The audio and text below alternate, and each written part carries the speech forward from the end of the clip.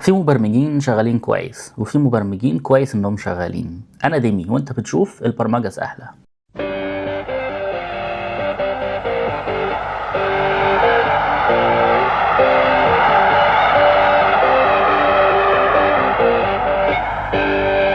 في حلقة النهاردة عايز اعمل مقدمة سريعة عن الاجايل والسكرام والفرق بينهم وايه الادوار الموجودة في السكرام تيم. خلينا نبدأ بالاجايل. الاجايل هي مايند سيت مبنية على مجموعة من القيم والمبادئ المكتوبة في الاجايل مانيفستو. هبسيب لك لينك تروح تبص على الحاجات دي لو انت اول مرة تسمع عنها. لكن اهم الحاجات اللي تاخدها منهم هو التعاون، وان احنا نأدبت للتغييرات اللي بتحصل، وان احنا ندليفر او نطلع الفاليو بسرعة. يعني تقدر تقول ان الاجايل هي مظلة كبيرة تحت منها مجموعة من الفريم وركس اللي واحدة منهم هي السكرام. المظلة دي بقى تحتها حاجات كتير قوي زي السكرام، الاكستريم بروجرامينج وهكذا. فالسكرام هي فريم ورك بتساعدك انك تكون اجايل. فالناس دي عملت لك شوية خطوات لو مشيت عليها هتوصل للاجيلتي.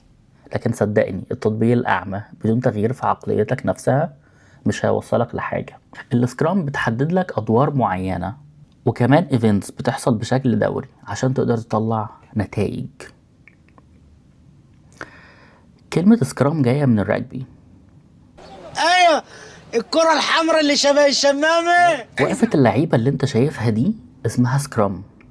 الكرة بتتحرك علشان الفريق كله بيتحرك كوحدة واحدة مع بعضه لقدام. ركز في التشبيه ده قوي علشان ده هو روح السكرام. مفيش حاجة اسمها اشتغل لوحدي، في حاجة اسمها نتعاون ونتشارك مع بعض، وكل ده بيحصل بسرعة. طب ايه هي الادوار في السكرام تيم؟ عندنا 3 ادوار: البرودكت اونر، السكرام ماستر، والديفلوبرز. البرودكت اونر وظيفته يحدد ايه اللي هنعمله وهنعمله ليه. فعشان كده هو بيقون او المسؤول عن البرودكت باكلوج. يعني ايه مسؤول عن البرودكت باكلوج؟ بيجي يقول والله البرودكت اللي احنا عايزين نعمله مثلا موبايل ابلكيشن بيعمل كذا كذا كذا كذا، فده معانا، ده مش معانا، ده معانا، ده مش معانا. كل دي حاجات مهمة احنا المفروض ان احنا هنعملها. بعدين يبدأ يرتب هنبدأ بإيه، إيه الحاجات المهمة لازم تبقى موجودة، وإيه الحاجات الأقل في الأهمية. كمان بيحدد الأولويات. فهو هنا بيقول لنا هنعمل إيه وهنعمله ليه. بعد كده الكلام ده بيروح للديفلوبرز. فالديفلوبر هو أي واحد مش بس الناس اللي بتكتب كود، هو أي واحد بيشارك ان الانكريمنت اللي احنا عايزين نطلعه ده يطلع. يعني ممكن يكون اليو اكس ديزاينر، ممكن يكون الناس بتاع الديفوبس، ممكن يكون البرودكت اونر والسكرام ماستر نفسهم لو كان ليهم دور جوه الانكريمنت ده فهم يعتبروا ديفلوبرز في اللحظه دي. الديفلوبرز بقى بيعملوا ايه في الباكلوج؟ بيجوا والله احنا يا عم البرودكت اونر فهمنا ايه المطلوب بالظبط، احنا شايفين ان احنا هناخد ده وده هنبدا بيه السبرنت الجاي. فكده بقى البرودكت اونر بيون البرودكت باكلوج، لكن الديفلوبرز هم اللي بيونوا السبرنت، هم اللي بيدوا الوعد احنا قادرين نعمل ايه في السبرنت ده. طب يعني ايه انكريمنت ويعني ايه سبرنت؟ السبرنت هي المده اللي التيم ده هيشتغل فيها، ممكن تكون اسبوع، اسبوعين، او شهر او كده. هنيجي للسبرنت في فيديوهات بعد كده ونبدأ نتكلم عن الايفنتس اللي بتحصل جواه. طب ايه هو الانكريمنت؟ كل سبرنت المفروض يطلع نتيجة ليها قيمة وشغالة.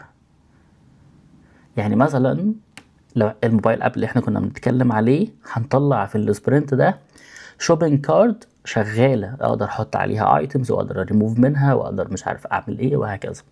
السبرنت اللي وراه هعمل تشيك اوت وهكذا. فكل سبرنت عنده انكريمنت يضيفه على اللي موجود دلوقتي. نرجع تاني للادوار. السكرام ماستر بقى وظيفته ان هو يعمل ايه؟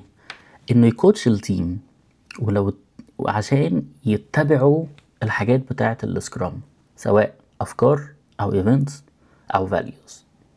كمان لو التيم بيواجهوا مجموعة من المشاكل ان هو يروح يشيلها من قدامهم، فتقدر تقول عليه ان ده الحارس بتاع السكرام. في حاجة تانية ضرورية ناس كتير بتتلخبط فيها او ما تعرفهاش او مش عارفة ان هي موجودة، ان انت في السكرام ممكن تلبس اكتر من طاقية، يعني ممكن تلعب اكتر من دور. وانت بتفكر التيم بتاعك بالاولويات، فانت هنا برودكت اونر، ممكن تكون ديفلوبر بس انت فكرت التيم بتاعك بالاولويات، خلال نفس اليوم بقيت برودكت اونر وديفلوبر. لو انت رحت حليت امبيدمنت او عوائق بتقابل التيم فانت بقيت سكرام ماستر. لو بتمودريت مش عارف بتعمل ايه فانت برضو بقيت سكرام ماستر. وانت بتكتب كود فانت ديفلوبر. فانت ممكن تلعب اكتر من دور. السكرام بتحدد لك ايه هي الادوار اللي موجودة، مش مهم مين هيلعبها. انا هقف لحد هنا، بس قدام ممكن نتكلم عن كل دور موجود في السكرام بشكل اكتر، ايه الايفنتس اللي بتحصل، يعني ايه سبرنت، يعني ايه انكريمنت بالتفصيل. اعزائي المشاهدين ما تنسوش ميعادنا، نفس الميعاد لحد الساعه 10، مش هتاخر عليكم، وهجيب لكم معايا غرايب وطرايف وعجائب ونوادر بوعدكم كلها جديده، بنطير نجيبها لكم من كل انحاء الدنيا. ومش هنسى اجيب لكم معايا البسمه، الدهشه، اللقطه النادره، ومواقف وطرائف.